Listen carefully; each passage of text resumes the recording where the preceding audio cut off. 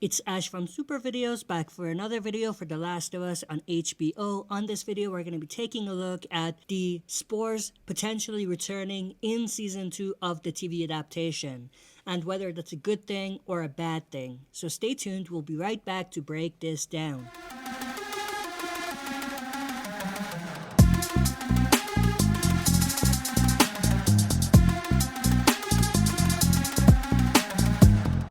Alright, as always, before we dive into it, smash the like button, subscribe to join our community, and press the bell to be notified when I upload on the channel.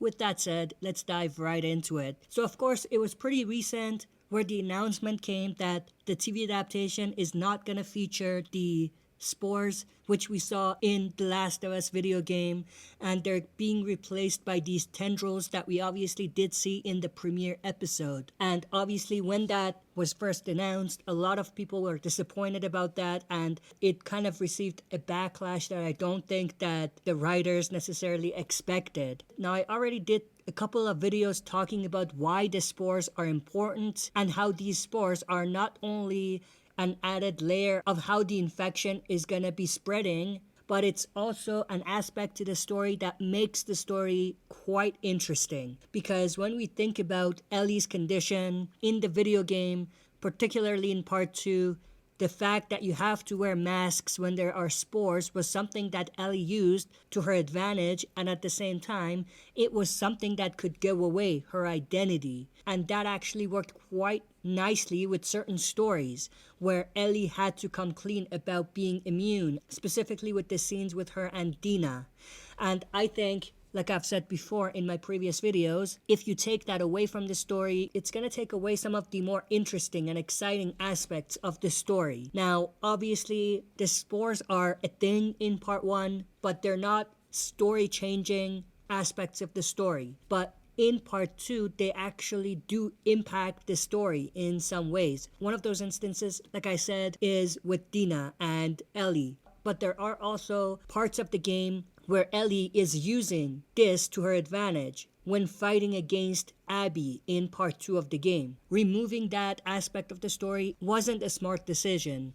Now, you may be asking, why the change? Why did the writers even say that these spores could return in part 2? I think some of it could go back to the fact that they saw fan feedback and they realized that the fans were this dedicated or this invested in the spores, so they realized that maybe it's not a smart decision to take it out completely because of how important it is for part 2 of the story, which is going to be season 2 of the TV adaptation. They're going to bring it back to not really miss those aspects of the story that are required because of these spores. The question is, why did they even make the decision to remove the spores in the first place? The excuse that they gave was that they wanted the actors and actresses to not be wearing masks at all times, which is not really a good excuse because it's not like the characters had to wear the masks or the gas masks 24/7. Only when they were around areas where there's large exposure and there's a lot of spores around, particularly in areas where there are clicker pods all around. Now, with that said, is this a good thing or a bad thing? Well, obviously it's a good thing that they're going to bring back the spores in season 2, but the other aspect of it is, will it even be realistic? I mean, as much as non-gamers won't really care, gamers would want to know why now. So I think the writers have to put on more effort to explain why the spores are a thing now when we get to season 2 of the story. It's not quite as unrealistic depending on how they do it, depending on how they explain it. I mean, if they explain it in such a way where the characters have to wear these gas masks because of the spores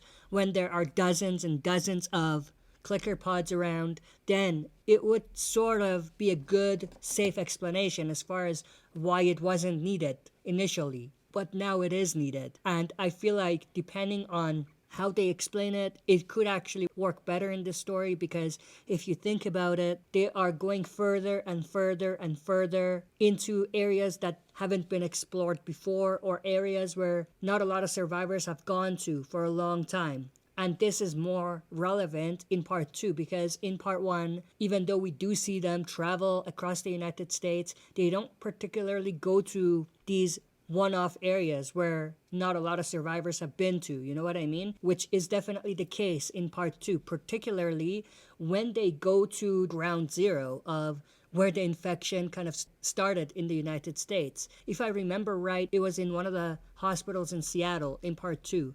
But don't quote me on that, I might be wrong. But in part 2, when we get to the hospital boss, there's a lot of spores around. There's a high chance of exposure because that was one of the ground zeros. So they could bring back these gas masks and the concept of the spores around that time. But that's pretty much everything that I wanted to go through in this video. I hope you enjoyed. If you did, smash the like button, subscribe to join our community, and press the bell to be notified when I upload on the channel. That's it for this video. See you next time for another super video.